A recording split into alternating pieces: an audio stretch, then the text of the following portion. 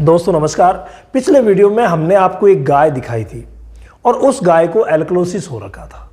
उस वीडियो पर आप सभी का बहुत अच्छा प्यार मिला, लेकिन कई भाइयों ने पूछा था कि ये पीएच क्या होती है, एसिडोसिस क्या होता है, एल्कलोसिस क्या होता है, हम रूमन को देख करके कैसे पहचानें कि इसको एसिडोसिस है या एल्कलोसिस है, क्या होती है ये सारी बातें। तो आज के इस वीडियो में मैं आपको जानकारी देने वाला हूं कि रूमन की पीएच जो है वो क्या होती है, एसिडोसिस कब होता है और एल्कलोसिस कब होता है। देखिए, अगर हम नॉर्मल देखें किसी भी गाय भैंस को अगर हम लें तो उसके पेट का मतलब आप सभी को पता है कि गाय भैंस के जो पेट होते हैं उसके 4 हिस्से होते हैं और जिनमें से जो सबसे बड़ा पेट होता है उसे हम रूमन बोलते हैं।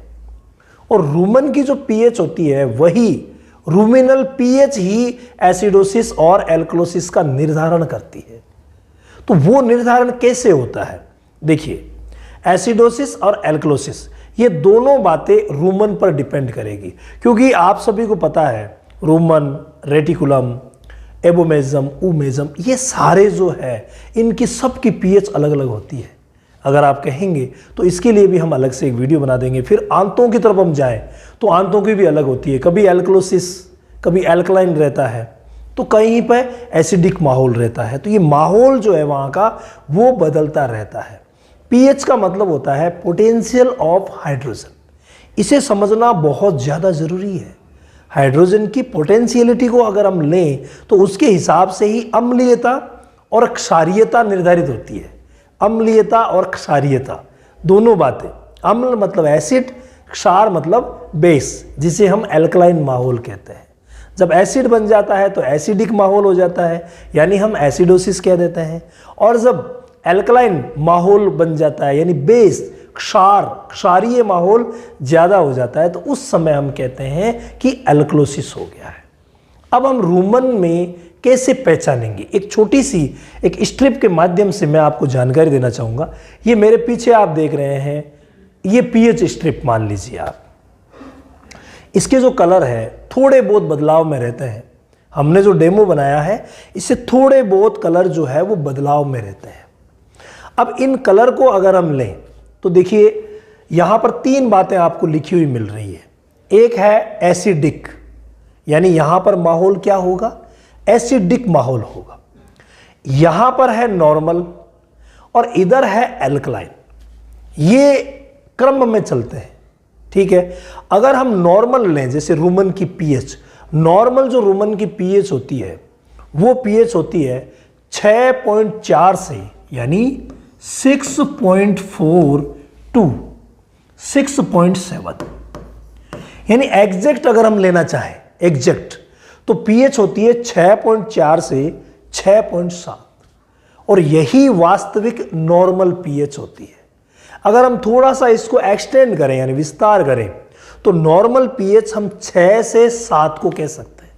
यानी अगर हम माने इसको, अगर हम क्रम लगाएं, मान लीजिए कि ये 1 हो गया, ये 2 हो गया, 3, 4, 5, 6, 7, 8, 9, 10, मान लीजिए ये क्रम लगा रहे हैं, तो यहां पर 6 से 7 के बीच में जो आ रहा है, ये कलरिंग जो की हुई है ना फोटो में हमारे रोशन भाई ने की है, तो इसमें थोड़ा सा बदलाव है, थोड़ा सा इसमें चेंजेस है।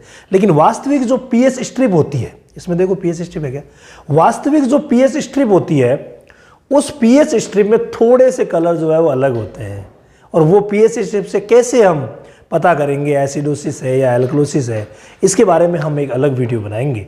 और कई भाई जो है वो निवेदन कर रहे थे कि हम हाथ से, यानी बिना पीएच स्ट्रिप के, ये पीएच स्ट्रिप भैया लेके आए हैं, ये देखिए ये पीएच स्ट्रिप है, इसके कलर और इसके कलर अगर हम मैच करवाएं तो कुछ भिन्न है। तो इसके बारे में पूरी चीज़ें हम अगले वीडियो में लेंगे। तो कई भाई ये पूछ रहे थे कि हम हाथ से कैसे पता करें एसिडोसिस हुआ है या एल्कलोसिस हुआ है, कैसे पशु को देख करके पता करें। तो वो भी एक फंडा है, हालांकि वो 100% नहीं है, लेकिन फिर भी बहुत ज़्यादा कारगर है। और जब से हमारे चैनल के माध्यम से हमने शुरू किया, बहुत सारे जो प्रैक्टिशनर हैं वो पेट का हिलाना शुरू हो गए हैं। और बहुत अच्छी बात है, हिला करके देखना भी चाहिए ताकि पता चल जाए हमें कि एसिडोसिस है या एल्कलोसिस है। अब उसमें भी क्या है, थोड़े बहुत जो टिप्स है वो मैं आपको अगले वीडियो में दूंगा, क्योंकि इस वीडियो में हमारा उद्देश्य है पीएच के बारे में आपको बताना। तो देखिए 6.4 से 6.7 जो है ये नॉर्मल होती है, लेकिन हम 6 और 7, ये 6 और 7 इसके बीच की जो पीएच है इसको भी हम नॉर्मल ही कहेंगे। यानी अगर पीएच 6 आई है कोई परेशानी नहीं है, अगर 7 आई है तो भी कोई परेशानी नहीं है, लेकिन 6 से अगर हम नीचे आए, यानी 6 से पीएच नीचे आई तो क्या होगा, एसिडिक माहौल होगा, यानी अम्लता पैदा होगी। तो अगर एसिडिक माहौल हुआ है उसी को हम बोल देते हैं एसिडोसिस। और अगर मान लीजिए पीएच 7 से ऊपर गई, 7 से ऊपर पीएच गई, तो 7 से ऊपर पीएच जाने का मतलब क्या हुआ, एल्कलाइन, यानी बेस फॉर्मिंग। तो एल्कलाइन माहौल बन रहा है, इसका मतलब हम कह देंगे कि यहां पर इसमें एल्कलोसिस हुआ है। अगर नॉर्मल है 6.4 से 6.7 नॉर्मल होती है, लेकिन हम नॉर्मल मान लेते हैं 6 और 7 के बीच में, तो नॉर्मल है इसका मतलब कोई प्रॉब्लम नहीं है, ठीक है। और नॉर्मल जब पीएच रहेगी तभी रूमन के अंदर जो माइक्रोफ्लोरा है वो ग्रोथ करेंगे, और रूमन में जितने माइक्रोफ्लोरा की ग्रोथ होगी उतना ही फायदा होगा। पशु जो भी खाएगा उसे तुरंत पचाएगा और उसके शरीर को भी लगेगा। माइक्रोफ्लोरा का बहुत बड़ा रोल होता है। माइक्रोफ्लोरा के बारे में हमने अलग अलग वीडियोस बना रखे हैं, आप देख लेना। तो माइक्रोफ्लोरा सही कब रहेंगे, जब रूमन की पीएच सही रहेगी। पीएच चाहे ज़्यादा होती है यानी एल्कलोसिस होता है, चाहे पीएच कम होती है यानी कि एसिडोसिस होता है, दोनों ही कंडीशन में माइक्रोफ्लोरा डेड हो जाएंगे। और माइक्रोफ्लोरा डेड होने का मतलब पशु खाना पीना बंद कर देगा और बीमार हो जाएगा।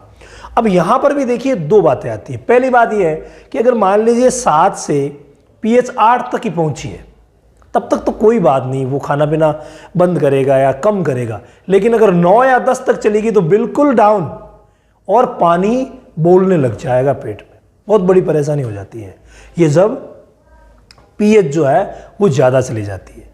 इसके अलावा मान लीजिए पीएच कम हुई है, तो उस कंडीशन में भी अगर पीएच कम हो गई है तो सेम लक्षण आएंगे, सेम लक्षण। पीएच कम हुई है, वही खाना पीना बंद, और धीरे धीरे यहाँ पर 5, मान लीजिए 6 से 5 पर आई है, तब तो खाना पीना कम करेगा जानवर, लेकिन 5 से 4 पर आ गई तो खाना पीना बिल्कुल बंद हो जाएगा। ये है पूरा पीएच का मैटर, जो कि हम गाय भैंस में देखते हैं कि इसको एल्कलोसिस कब होगा, एसिडोसिस कब होगा। पीएच के हिसाब से मैंने आपको जानकारी दे दी है। अब पीएच स्ट्रिप से हम कैसे पता करेंगे, हम अगले वीडियो में देंगे।